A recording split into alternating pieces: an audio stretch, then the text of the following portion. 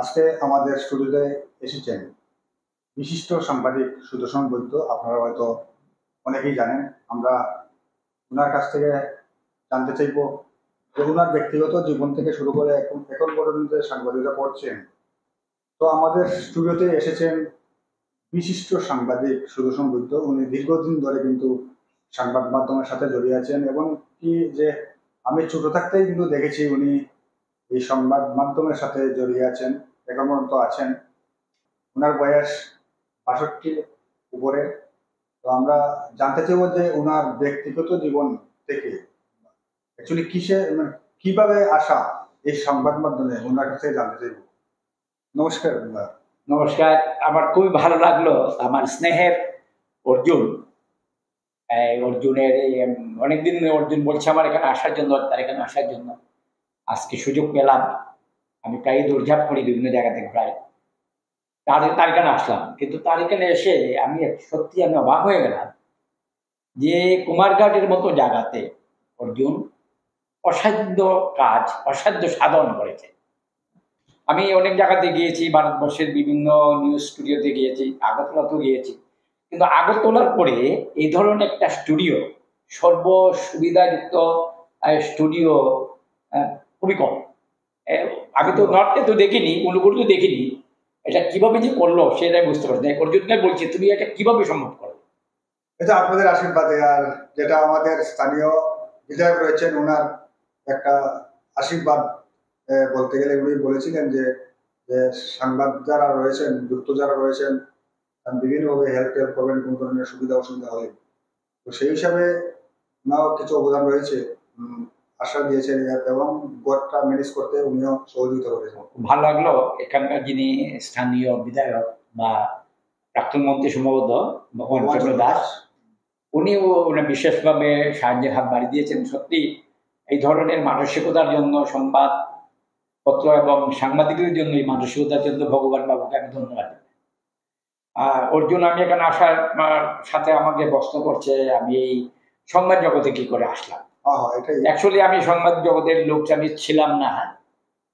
ছোটবেলা থেকেই আমার বাড়ি জানেন ফটিকরায়ে, যে ফটির একসময় অত্যন্ত যোগাযোগ ব্যবস্থা তো খারাপ ছিল। দুটো নদী, মনু নদী, দেও নদী, এই দুটো নদী অতিক্রম করে কুমারঘাটে আসতে হয়, শেরপুরে আগরতলা যেতে হয়। যখন ছোটবেলা পড়াশোনার পাশাপাশি, পড়াশোনাতে মোটামুটি ভালোই ছিলাম, পড়াশোনার পাশাপাশি খেলাধুলা করতাম, কিন্তু কিছু কিছু লেখালেখি করতাম, কবিতা বা নাটক টাটক করতাম। প্রতি শনিবারে আমাদের স্কুলে এই সাহিত্য সভা হতো, এই সাহিত্য সভা থেকে কবিতা, নাটক বা এগুলো করতাম। এটার থেকে লেখার একটা অভ্যাস হয়ে গেছে। যে যখন 7, 8, 9 পড়ি, তখন বিভিন্ন কারণে পত্র পত্রিকা, তখন দৈনিক সংবাদ ছিল কি আমার মনে নেই, অন্যান্য পত্র পত্রিকাগুলো আসতো। তো পত্রিকায় নিউজগুলো দেখে বা বিভিন্ন কবিতাগুলো দেখে উৎসাহ জাগতো যে এগুলা যদি একদিন যদি আমি কবিতা লিখতে পারতাম, আমি যদি লিখতে পারতাম। তো হিসেবে যখন ক্লাস 8-এ পড়ি, তখনই একদিন একটা লিখলাম, লিখে ফটিকরায় পোস্ট অফিসে গিয়ে সে পোস্ট অফিসে ড্রপ করলাম। তার 15 দিন পর সেটা আগরতলাতে গিয়ে বসলো, এবং যখন দেখলাম পত্রিকা যে কোনোভাবে আরো 1 মাস পর পত্রিকাটা হাতে আসলো, দেখলাম সেই জিনিসটা যেটা আমি পাঠিয়েছিলাম ছাপা হয়েছে। এতেই ওই দিন থেকেই আমার মনে, আরে পত্রিকাতে যখন ছাপা হয়েছে আমার খুব মজা লেগেছে, আমার মনে উৎসাহ জেগেছে। সেই থেকে আমার এই লেখালেখির ধারণা। কিন্তু এই লেখালেখিটা ছিল আমার একটা নেশা, সেটা আমার পেশা ছিল না। আমি একাডেমিক কোয়ালিফিকেশন যথেষ্টভাবে নিয়েছি। আপনারা জানেন আমি ল পড়েছি, বিএড ট্রেনিং করেছি, আমি কলকাতা ইউনিভার্সিটিতে পড়াশোনা করেছি। কিন্তু এর পরেও এই সাংবাদিকতার যে নেশা, সে নেশাটা আমার যায়নি। আমি যখন কলেজে পড়তাম বা যখন আমি কলকাতাও যেতাম, তখন আমি এই ত্রিপুরার বিভিন্ন পত্রিকা, বিশেষত দৈনিক সংবাদে আমি কলকাতাতেও লেখা পাঠাতাম, আর্টিকেল লেখা পাঠাতাম। আমার মনে আছে একটা লেখা আমি পাঠিয়েছিলাম, তখন দেশের প্রধানমন্ত্রী ছিলেন চন্দ্রশেখর, এই কেন্দ্রীয় মন্ত্রিসভা তখন একটা সংকট। আমি কলকাতায় বেশি আর্টিকেল লিখেছিলাম, চন্দ্রে বলয় গাছ, মানে ওই চন্দ্রশেখর মন্ত্রিসভাটা পড়ে যাবে, সেটা আশঙ্কা করে আমি লিখেছিলাম। এটা খুব ভালোভাবে ব্যাপকভাবে গুরুত্ব দিয়ে প্রচার করা হয়, উৎসাহ আরো ডেভেলপ হয়ে যায়। তখন পাস করে যখন আসলাম, তখন আমি কৈলাসহর সেন্ট্রাল স্কুলে পার্ট টাইম একটা চাকরি পেয়েছিলাম। কিন্তু মাথার মধ্যে এই সাংবাদিকতার ভূত, সেই ভূতের কারণে আমি চাকরি জয়েন করি। মানে প্রথম যে আপনার আপনার যে এই সংবাদ মাধ্যম মানে অর্থাৎ পত্রিকা যে ছিল, মানে কোন পত্রিকাতে প্রথম কাজ করেছিলেন যখন এই আপনার আমি তখন জাগরণে তখন মানে যিনি ছিলেন সদ্য জিতেন পাল মহোদয়, ওনার সাথেও বিভিন্নভাবে পরিচয় হয়ে গেছিল, ওনার কাছে পাঠাতাম। পরবর্তী সময়ে সন্ধান পত্রিকা আমি লিখতাম, এবং একদিন আমার লেখালেখির পরে সদ্য বঙ্কিমচন্দ্র দত্ত ভৌমিক আমাকে ডেকে নিলেন, এবং ওই ওই পত্রিকাতে আমি দীর্ঘদিন চাকরি করেছি, প্রায় 30 বছর আমি সাংবাদিকতা করেছি। আর তারপরে এখন বয়সের কারণে ওনারা আমাকে রিটায়ারমেন্ট দিয়েছে, তো আমি লেখালেখির মধ্যে আছি, এবং দুটো ফেসবুক চ্যানেল আমার চলছে, এসটি নিউজ চ্যানেল।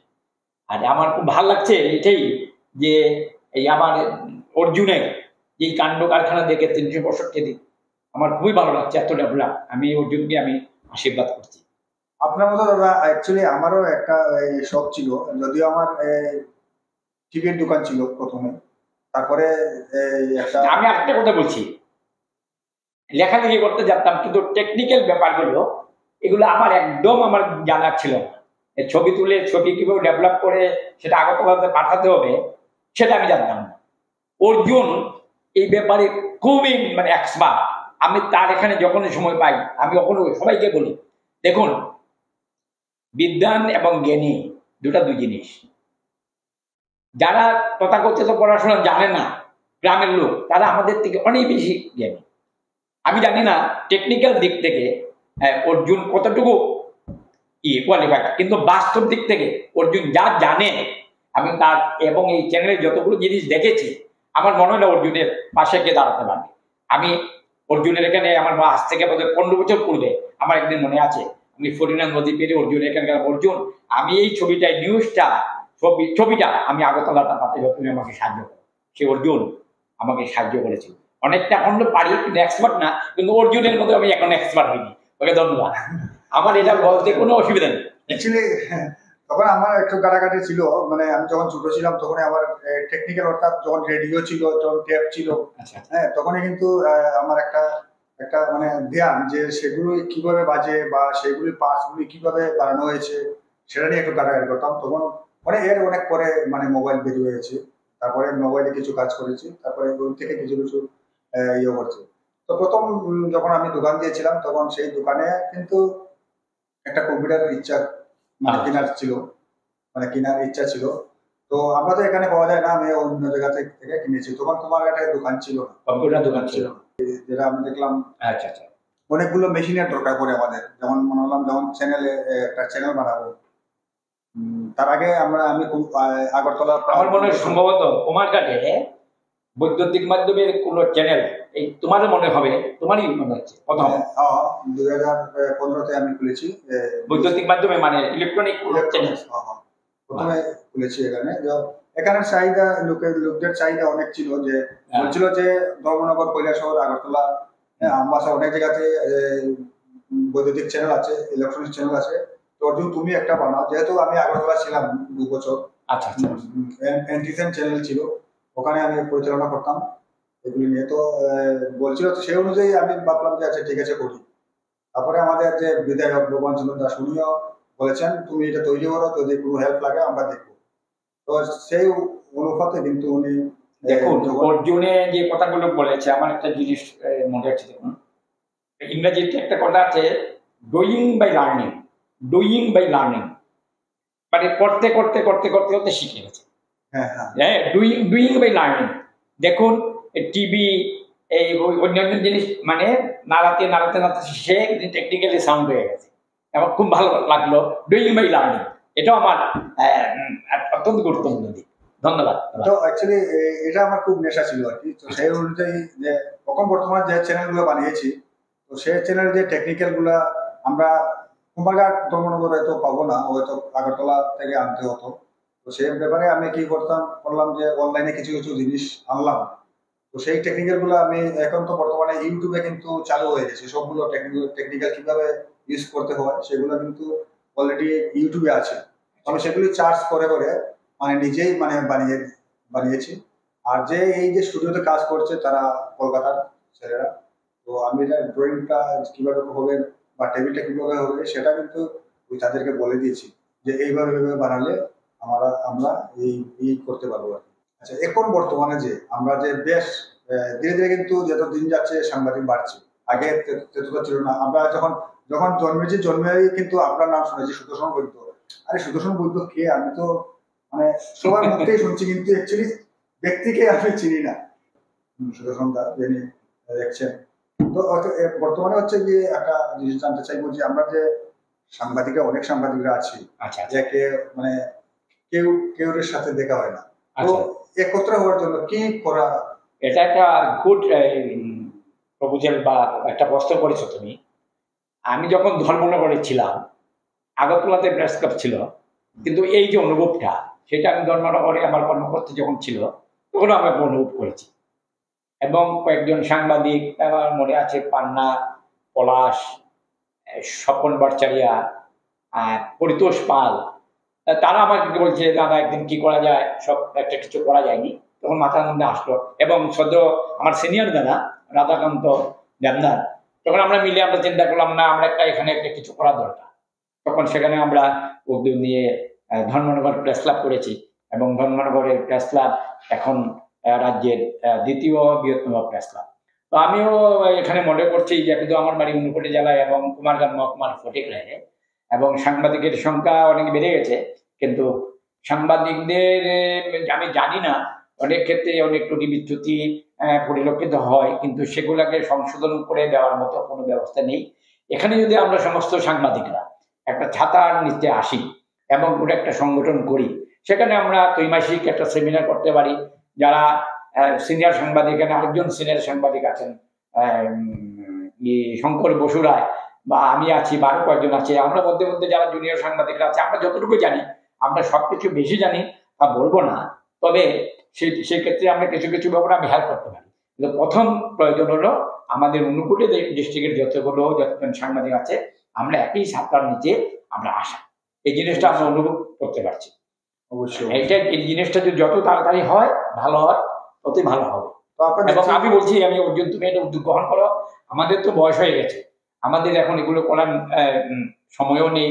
আমরা এখন অন্য পরকাল নিয়ে আমাদের ভাবতে হচ্ছে, ভালো কাজ আমাদের করতে, তোমরা এগুলো করো, আমরা উদ্যোগ গ্রহণ করো, আমরা এগুলো থাকবো, এবং সমস্ত সাংবাদিকরা যাতে সুন্দরভাবে চলতে পারে, এবং সাংবাদিকতা কতগুলো এথিক্স আছে, সেই এথিক্সগুলো যাতে মেনে চলতে পারে, সেগুলো ব্যাপারে আমরা কিছু কথা বলবো, তোমাদের থেকে আমরা আরোহণ করবো। কেননা খালি বিদ্যান হলে, জ্ঞানী হলেই হয় না, অনেক নিচের মানুষ থেকেও শিখতে হয়। কেননা আমরা কি শিখি, আমরা যখন ঘাসের উপরে দিয়ে হেঁটে যাই, ঘাসকে আমরা পাড়া দিই, কিন্তু ঘাস কোনো প্রতিবাদ করে না। সেখানে ঘাস আমরা কি শেখাচ্ছে? ঘাস আমরা শেখাচ্ছি নম্রতা। সেই জন্য আমরা তোমাদের থেকে, ঘাসের থেকে যেহেতু আমরা নম্রতা শিখছি, তোমাদের থেকেও আমাদের অনেক কিছু শেখার আছে, জীবনে শেখার শেষ নেই। তো সেই জন্য নবীন এবং প্রবীণ আমরা যদি মিলতে পারি, তবে এটা খুব মঙ্গল হবে, ভালো হবে। তোমরা উদ্যোগ গ্রহণ করো, আমরা অবশ্যই পাশে থাকবো। অ্যাকচুয়ালি আজকাল দিনে দেখুন, এদের দুঃখ হয়, অনেক জুনিয়র সাংবাদিকরা কিন্তু সিনিয়র সাংবাদিকের তেমন মর্যাদা না, কিন্তু তার মধ্যে যে মলিনতা, যে শালীনতা অর্জুনের মধ্যে, এবং শেখার যে আগ্রহ, সে অবশ্যই আর উপরের দিকে উঠবে। আমার আশীর্বাদ নয়, সে তার মধ্যে যে মানসিকতা যেটা আছে, আমি তো দেখতে পাচ্ছি অনেক সাংবাদিককে দেখি যারা জুনিয়র সাংবাদিক, কিন্তু তাদের মধ্যে যেটা দেখা যায় না, অর্জুনের মধ্যে সেই মানসিকতা আছে। যার মধ্যে যার স্বচ্ছ মানসিকতা থাকে, তার যতই প্রতিবন্ধকতা থাকুক না, সে উপরের দিকে উঠতে পারে, এবং অর্জুন অবশ্যই উপরের দিকে উঠবে। তার যে প্রতিষ্ঠান নিউজ 365 ডে ত্রিপুরা, সেটাও উপরের দিকে উঠবে। তোমাকে অনেক ধন্যবাদ, আশীর্বাদ রাখবেন যাতে আমি আরো আরো আরো বেশি করে এগিয়ে যেতে পারি, সেই আশীর্বাদ রাখবেন। ধন্যবাদ অর্জুন, ধন্যবাদ, থ্যাংক ইউ, তুমি আমাকে দেখা। আর আমাদের সুবিধায় আসার জন্য আপনাকেও অসংখ্য ধন্যবাদ। ঠিক আছে, তোমাকে ধন্যবাদ, ভালো, সবাইকে ধন্যবাদ।